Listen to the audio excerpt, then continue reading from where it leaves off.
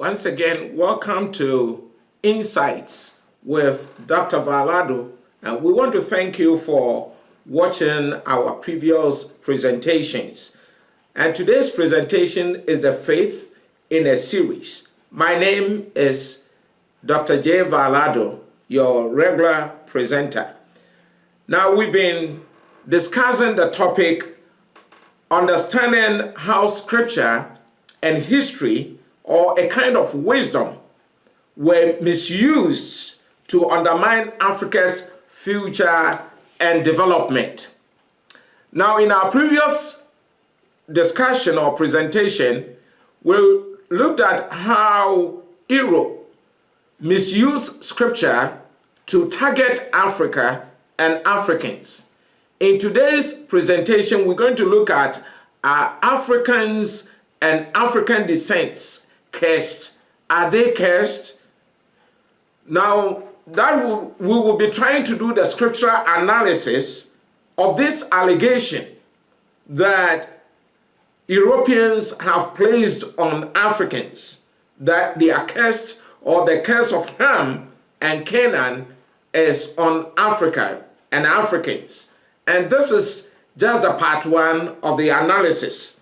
It is very imperative, very, very important for us to do this analysis. Now, we're going to take our analysis from the Hebrew Christian scriptures, where they took their text to make the allegation. And we want to underscore the fact that the Hebrew Christian scriptures are not just religious, or it's not just a religious book, but it is also life-related. Especially the book of Genesis talks about the beginning of the historical accounts of man, life, and things in the Creator's economy. And we're going to use that portion of the Hebrew Christian scriptures to do our analysis. And our approach to the analysis is going to examine and evaluate the allegation that has been made. Now, when we talk about allegation, the allegation is that the curse of Ham refers to Africa and its peoples. And those who made this allegation are Europeans. And it was also heralded by European Christians and missionaries. Now, when we talk about allegation is something said to have taken place, needing proof. So when you make an allegation, we need to make a proof or to present a proof. And we know that they will never be able to present a proof. And so we're going to do analysis in order to prove or disprove that the curse of Ham is on Africans. Now, our analysis will cover the people groups in Genesis chapter 10 to chapter 11.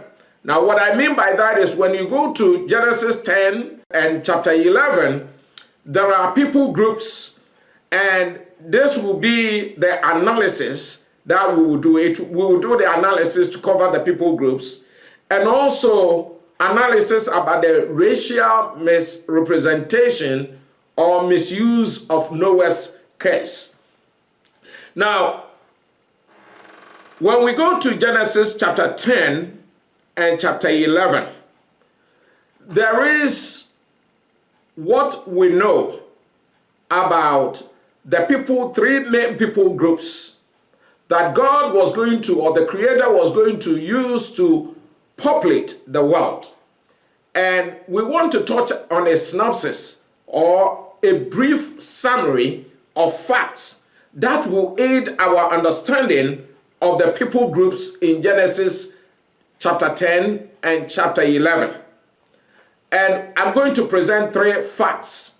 One, in Genesis chapter 9 verse 19, the three sons of Noah, that was Shem, Japheth, and Ham, were to populate the then known world. After the flood, they were the people to populate the whole world. And In Genesis chapter 10, verse 32, they were to settle on the then known world through their respective families, generations, and nations. Very, very important for us to note as we read the scripture that it mentions their families, their generations, and nations. And there was no mention of race. And race has to do with color and other things. And we will take a deeper analysis of how race came about. Number 3, if we read Genesis chapter 11, verse 8 to 9, when they were building the tower at Babel, they were confused and they were scattered, so that they may put into effect the Creator's plan of populating the earth. So now we want to go to Genesis chapter 10 and chapter 11 to consider the list of families, descendants, and generations of the 3 sons of Noah. One is Genesis chapter 10, verse 21 to 31, and chapter 11, verse 10 to 26. It talks about the families and generations or descendants of Shem. Now, Shem had 5 sons and daughters. The number of daughters is not mentioned, but he had 5 sons. And Shem is known as the father of all the children of Eber, E-B-E-R, in Genesis chapter 10, verse 21. Now, Eber actually was Sham's grandson. Shem gave birth to Arphaxad, and Arphaxad gave birth to Salah, and Salah gave birth to Eber. But the scriptures refer to Shem as the father of all the children of Eber. Now, this is very important because Bible scholars say that Shem was the ancestor of the Hebrews, or the children of Eber were the ancestors of the Hebrews. The Wycliffe Bible commentary says, and I quote, "The name Eber has been associated with the word Hebrew, the name by which the Israelites were known by other peoples. The term Hebrew is racial, while Israelite is national. In latter days, these words were used as synonymous," unquote. Now, they prefer others calling them Jews or the children of Israel and not Hebrews. Hebrew actually is a language they adopted and does not make sense calling them Hebrews. So we will call them Jews. These were the descendants of Shem, and they were members of the tribe of Judah, who traced their lineage to the 4th son of Jacob, and the 2 tribes that constituted the southern kingdom. The Jews were also the historical Israel, that is the name, the new name that was given to Jacob and the entire nation of Israel, including the 10 tribes that constituted the northern kingdom. So we had the northern kingdom having 10 tribes, and then the southern kingdom having 2 tribes, that is Judah and Benjamin. They constituted the southern kingdom. And then we had the 10 kingdom, the northern kingdom, which was the 10 tribe. Together, these 12 tribes made up the nation of Israel. So the Jews were also a people group. They traced the origin to Abraham and the nation of Israel in the Middle East, or the western part of Asia. That's where they trace their origin to Abraham and to the nation of Israel. And they also trace their origin to Judaism as a religion. So this is what the descendants or the lineage of Shem are. They are the Jews. And these are some of the information about them. The families and generations or descendants of Shem, out of which came the children of Israel or the Jews, were a people group, an ethnic group, a nation of 12 different tribes. They were never a race. They were a nation. They were a people group, an ethnic group. They were 12 tribes. Now let's move to Japheth. In Genesis chapter 10, verse 2 to 5 and verse 32, we have the list of the families and generations and descendants of Japheth. Japheth had 7 sons: Gomer, Magog, Madai, Javan, Tubal, Meshach, and Taras. The families, generations, or descendants and nations of Japheth were never classified as a race. Let's move on to Ham. In Genesis chapter 10, verse 6 to 20 and verse 32, there is the list of families and generations or genealogy or descendants of Ham. And Ham had 4 sons: Cush, Mizraim, Put, and Canaan. Now, the descendants of Canaan were known as the Canaanites.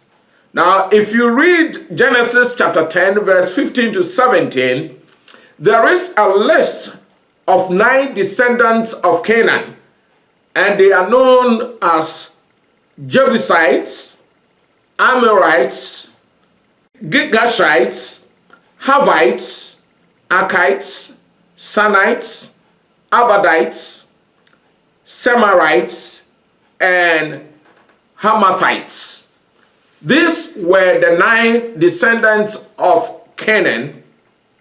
Now let's look at how they dispersed initially and how they migrated or where they migrated to. The families or descendants of Shem and also the descendants of Canaan chose to remain at their base, that is in the modern day Middle East area. They never traveled or migrated far from that place. They stayed within that region. Now the Canaanites resided on the land's north or western part of Palestine. And this were formerly the land of the Philistines and Sodom and Gomorrah. In Genesis chapter 15, 18 to 21, when God spoke to Abraham in a dream, he wanted to give him the land stretching from the river of Egypt to the river Euphrates. And it is in the Middle East. And that was what God wanted to give or promised to give to Abraham, Isaac, and the children of Israel. Now, this was where we had the Tower of Babel being built. The Tower of Babel was being built in that area, and God or the Creator saw that they were not fulfilling his purpose and plan. So here God confused them and dispersed them.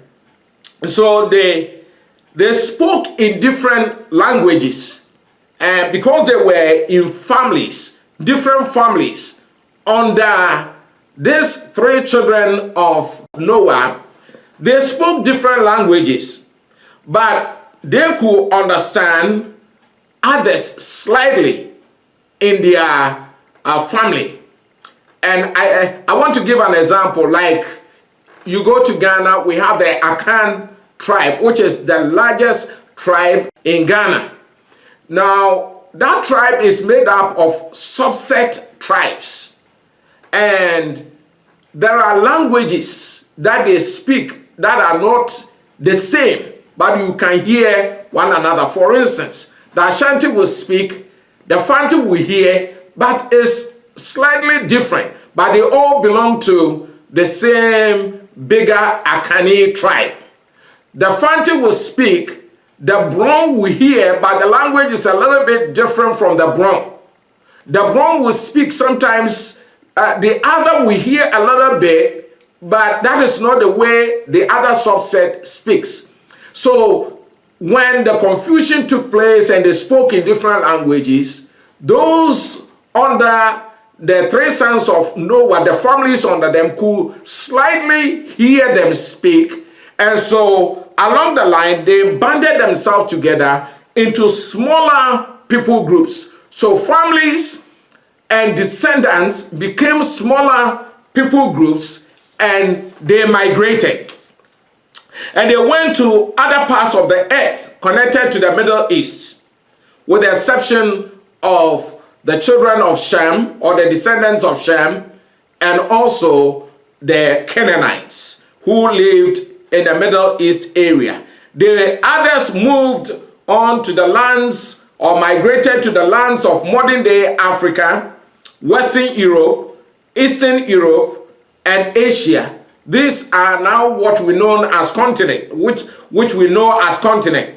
Now I'm going to show you from the map here where the Tower of Babel was. The Tower of Babel was in a place called Babylon, or Mesopotamia, and it was very close to the river Tigris and Euphrates, just around the place where the Garden of Eden was. In actual fact, that place is the hub of human life, human affairs, where the Creator dealt with human beings. That was the center of life that human beings had in the beginning. Now, here we have the descendants of Japheth. They migrated around the Black Sea and went into Western, what we now call Western Europe. So this were where the smaller groups of the descendants of Japheth moved to. Some also moved to Eastern Europe, or Eastern European countries, that is Russia and other places. In actual fact, Magog and Gog refer to these areas. Then we have the tribe of Shem, or the descendants of Shem, staying around here, moving down here to live in the present day Israel. And then the Canaanites were living in this area. We also have some of the children of Canaan, or Ham, moving into the present-day Arab area, and also some of the families moved into Asia. And so this is where these people migrated. Then the three sons of Ham moved on across into Africa, because there is a link, what we call the Gaza Strip, and a piece of land that links the Middle East. They moved on and they came to Egypt. And so Mizraim came to Egypt, and Put went to Libya through the same route, and also Cush came to Ethiopia. Now, this is what the map is all about. So when these people migrated, these descendants of the three sons of Shem and Ham and Japheth moved to this then known world, this continent, after some time, they learned organization naturally, and they formed themselves into nations or ethnicities. So this is how we got the nations of the world, and this is how it spread. Now, however, they did not nullify their relationship or disassociate themselves from their lineage. That means even though they were of different families and they could hear slightly what each one of them could speak, they banded themselves together into smaller people groups, and they moved and they settled in these areas of the then known world. Now, in conclusion, I want to make some 4 observations as a way of concluding our analysis. Number 1, Canaan, as we have known or seen from the map, is not Africa. And if Noah cursed Canaan, he didn't curse Africa. Now, number 2, Ethiopia, Egypt, and Libya do not represent Africa. We saw that the 3 sons of Ham came to Ethiopia, Libya, and to Ethiopia, Libya, and Egypt. Now, these are 3 countries of the 55 countries of Africa, and so they cannot represent Africa.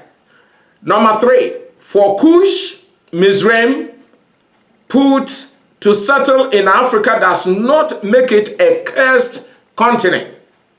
Just as the children of Israel went to possess the land of the Canaanites, did not make them cursed people. That is the point number 3 that we need to look at. So the fact that the children of Israel were directed to possess the land of the Canaanites does not mean that the children of Israel were cursed. In actual fact, we even haven't established the fact that Noah's curse actually took place on the Canaanites and the other children of Ham. We haven't even established that fact. But I just want to place on record that when the Creator asked the children of Shem to, possess the land of the Canaanites, if Noah's curse had come true, it didn't make them cursed.